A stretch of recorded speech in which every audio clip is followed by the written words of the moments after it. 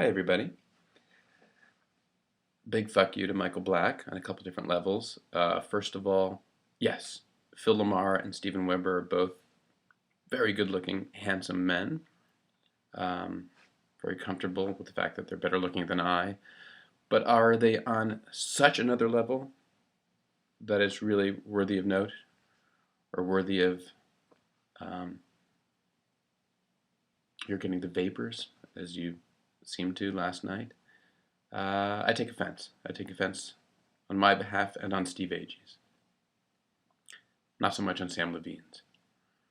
Additionally, while you are a fine-looking man yourself, sure, better looking than I, and yes, that's setting the bar low.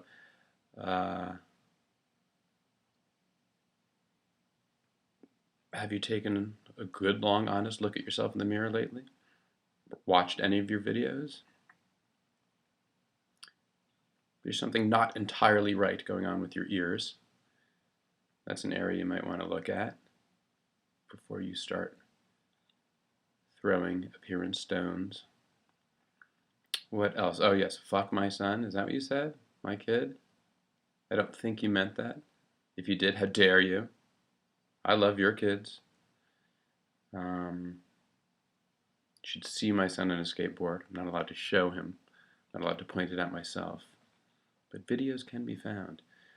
He's pretty amazing. We're sporty. We're sporty Jews. We live by the skater code. Fiddlar. Fuck it, dog. Life's a risk. Whereas you, when I met your son, we spent the day on the beach together, our families. I wasn't alone with your son on the beach. That would be weird. But remember, I threw a ball around with him because his father was a bit too pussified to do so. And judging from your son's expertise with a baseball, his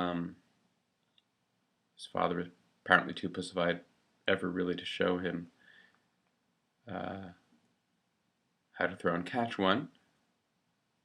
So that's, yes, I think that's it on the screw yous. I want to get in on the whole playing hardball, saying no. I think saying no is a very underrated tactic in the actor's arsenal. I enjoy it very, very much, as we've all remarked upon as entertainers. We have very, very little control of our lives. Saying no is one thing you can do. It may be hard to make work happen or dictate the direction, arc of one's career, but no is something you can always say. I tend to be very, very aggressive in negotiations, even at times when I desperately need a job and money. One, because I don't like being taken advantage of.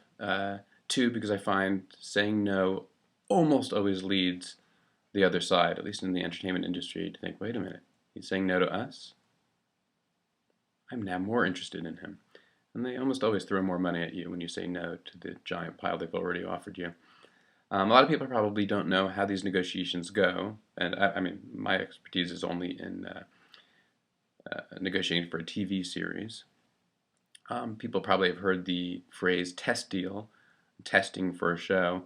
And what happens is, and it's astonishing to me that the unions allow this to be the way contracts are negotiated, but before you're even offered a job, before you go what they call it, to the studio, like say it's a Warner Brothers production, before you go to Warner Brothers or before you go to NBC, to the network, which are the final stages before getting offered a job for most of us, most of the time, you have to sign what's called a test deal, which is usually a 6.5-year contract, or really is it really a series of options. So the network, of course, can fire you after every year, but you can't opt out of the contract for 6.5 years.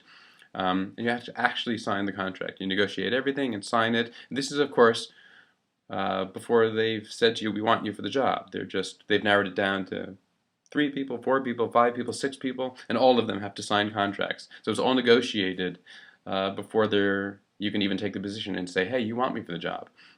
So they usually negotiate from the point of view like, hey, I'm not even so sure we want you for the job.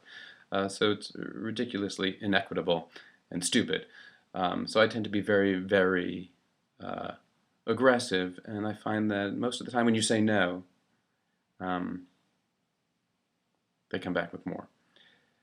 I also find that saying no to auditioning, I think, as Steve, you were talking about, works a lot.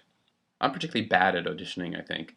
And I've just learned over time that the less I show them how I'm going to play a role, the more likely I am to be actually be offered that role. But this is running really long. I might do a part two, I think, give you a specific example. But yeah, even yesterday I got offered a film role that I'd been sent an audition for, and I read it. And, it's a couple scenes, a little supporting role. It looks not bad. But I said, nah, tell them I won't read for it. They should offer it to me. Yesterday they offered it to me. I guarantee you if I'd gone in the room and read it for them, they would have decided they could do better. Part two coming.